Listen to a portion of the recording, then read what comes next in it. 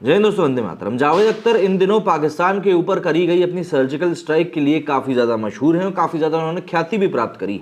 हालांकि पाकिस्तानियों को इससे काफ़ी समस्या हो गई। ये जो फैज़ फेस्टिवल में गए थे पाकिस्तान में शिरकत करने के लिए और वहीं पर बैठकर इन्होंने पाकिस्तानियों को खरी खोटी सुना दी थी, उसी के बाद में अब इनको लेकर जो बातें हो रही हैं वो पूरी तरीके से मार्केट को गर्म करके रखी हुई हैं। दरअसल इन्होंने अब भारत में बैठकर एक और बात कहती। इन्होंने कहा कि भैया जो उर्दू भाषा है वो पाकिस्तान की नहीं बल्कि हिंदुस्तान की ही भाषा है, क्योंकि पाकिस्तान तो पहले था ही नहीं, पहले था तो सिर्फ और सिर्फ हिंदुस्तान था। तो ऐसे में पाकिस्तान की वो भाषा है, ये कहना तो सरासर गलत होगा। कल को अगर ये लोग आके कह दें कि भैया कश्मीर हमारा है तो हम मान थोड़ा ना लेंगे। अब इसी बात को लेकर पाकिस्तानी एक बार फिर से नाराज़ हो गए जावेद अख्तर से।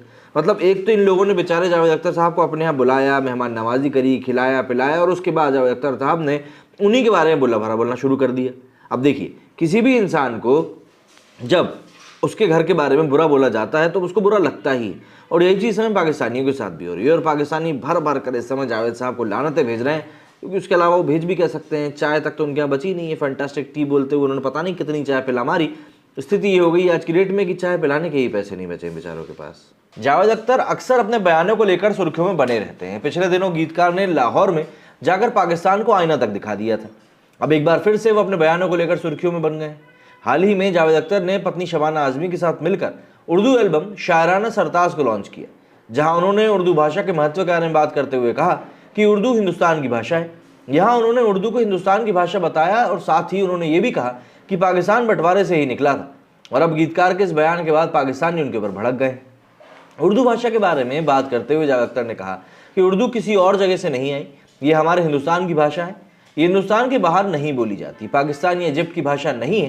पाकिस्तान का भी पहले कोई वजूद नहीं था, वो भी हिंदुस्तान से ही निकला है। इसके आगे उन्होंने कहा कि हमने उर्दू भाषा आखिर क्यों छोड़ दी? पाकिस्तान की वजह से। अगर पाकिस्तान ये कहे कि कश्मीर उसका है तो क्या आप उसे मान लेंगे?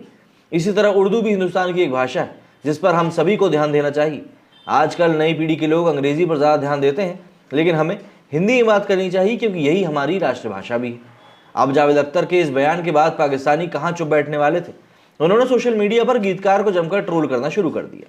इस दौरान कई सारे यूजर्स बकवास भी करते हुए दिखे, जिसमें से कि एक ने लिखा कि लगता है जावेद अख्तर पाकिस्तान से लौटने के बाद सुर्खियों में बने रहना चाहते हैं। तो वहीं एक और यूजर ने लिखा कि पाकिस्तान विरोधी टिप्पणी करने के बाद भारतीय गीतकार ने दावा किया कि उर्दू एक भारतीय भाषा है, पाकिस्तान की नहीं।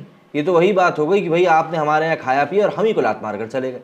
तो एक और यूजर ने लिखा कि ऐसा लगता है कि जब पाकिस्तान, उसकी संस्कृति और उसके लोगों के बारे में आपत्तिजनक बयान देने की बारी आती है तो भारतीय गीतकार जावेद अख्तर को कोई रोक नहीं सकता। ऑब्वियस सी बात है, जावेद अख्तर साहब जो कि एक समय पर इतने ज़्यादा लोकप्रिय हो चुके थे पाकिस्तान में कि बस वहाँ के लोग उनको ही बुला बुला कर बातें करना चाहते थे, आज के समय में वो सभी चीज़ें बदल चुकी हैं।